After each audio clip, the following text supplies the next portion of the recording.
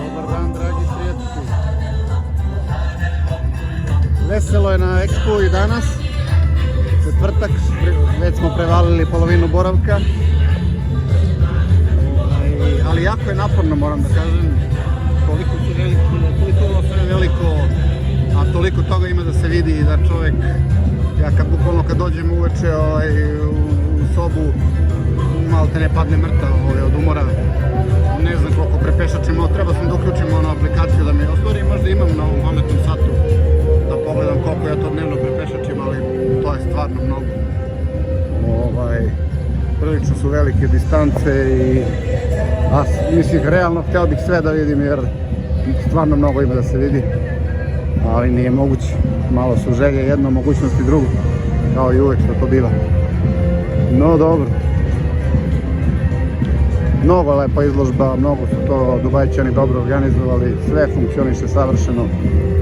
Stvarno, kad bi malo nešto, kad bi me neko pitao na što bi moglo se požalim, jedino na to što nisam, ovo da sam poneo, to bi mi bilo mnogo bolje, ali jedino što nisam uspio da izvedim taj bajs,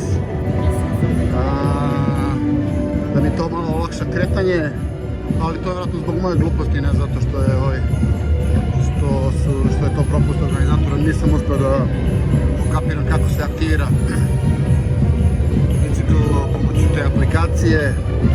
Negdje nisam našao deo aplikacije ima mod za skeniranje, bar QR koda,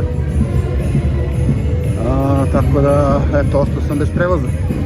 Ali vidim da su mi se žalili i drugi iz naše delegacije da isto su pokušavali, a da nisu uspjeli.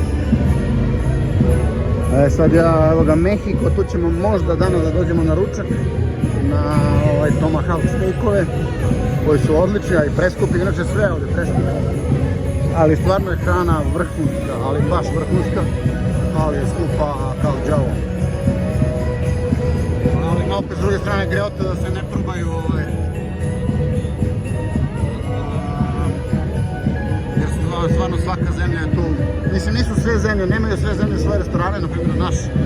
Što je malo šteta po mom mišljenju, da naša zemlja nije organizovana, naš paviljon nije organizovan tako da ima i makar samo ćevapčiće, to bi.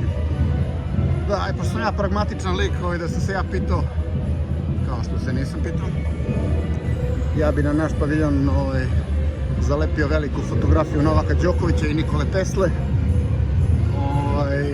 naravno uz dozvolu Novakovu, mislim za njega, za Teslu mislim da nema potrebe da stavlja dozvola, i organizovao gore na rooftop terasi ćevapčiće. I to bi se čekao red kao za ove druge velike paviljone, bukvalno. Siguran sam u to. Znači tu nema dileme, to bi prštalo samo na sve strane. Ali dobro, drugačiji je koncept, naravno ja to malo gledam baš iz pragmatične perspektive. Nije to, mislim, poenta, mada mnogi paviljoni, recimo na grčkom paviljonu, taj restoran njihov praktično dominira paviljonom. Cijel prvi sprat je restoran i kidaju koliko je posjećeno i stvarno je perfektna hrana. Jeste skupa, ali je perfektna baš.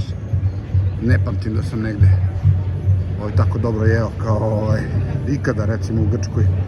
Dobro, ali i lepše aranžirano nego ovdje. Ima da to se pogleda na mom Facebook profilu šta sam sve konzumirao. Dobro, ja ću sada se vratiti do braće Bugara, da nešto pokušam da zakažem sastanak sa njihovim predstavnikom Privredne komore, pa se vidimo skoro ponovo.